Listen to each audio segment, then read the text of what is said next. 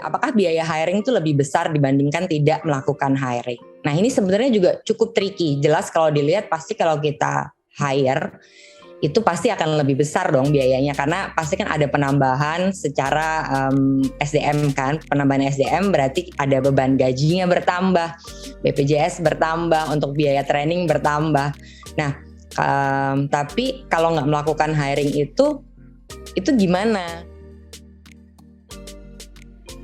Orang tuh bisa aja pintar, bisa aja profesional ya, kelihatan dari CV-nya bagus, terus waktu interview itu kelihatannya bagus. Tapi kalau nggak sesuai dengan culture perusahaan, kita sebutnya nggak sesuai dengan warna perusahaan, itu buat apa? Always consider company culture. Kalau kalian paham perusahaan kalian warnanya seperti apa, culture-nya seperti apa, jadi selain secara tes bidangnya, secara karakter itu juga harus dipikirkan. Yang berikutnya itu adalah no rush in hiring. Jika memang belum cocok, jangan terlalu dipaksakan. Ini maksudnya gimana?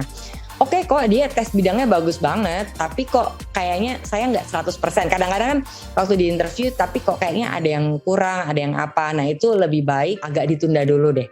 Karena daripada buru-buru kita hiring, terus habis itu dia habis probation atau sebelum probation keluar karena nggak cocok dengan culture atau nggak cocok dengan job desk yang ada.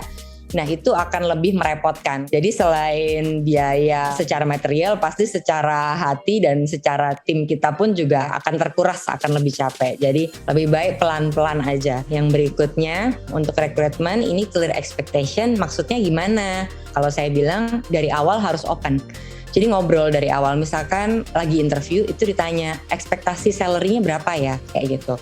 Nah itu daripada kita hanya mengira-ngira, itu lebih baik ditanyakan. Jadi jangan sampai sebelum masuk pun gaji belum clear. Nah kadang-kadang perlu juga dijelaskan di awal apa aja yang akan didapat oleh karyawan. Seperti misalnya kita akan bilang kita akan ada uang kesehatan, ada BPJS ketenagakerjaan, ada juga misalkan yang punya asuransi, itu juga bisa dikatakan. Jadi itu bisa dimasukkan di perjanjian atau kontrak kerja karyawan juga. Jadi jangan sampai baru masuk 1-2 bulan tiba-tiba mereka sudah punya ekspektasi yang lain. Jadi lebih baik clear bicarakan di awal.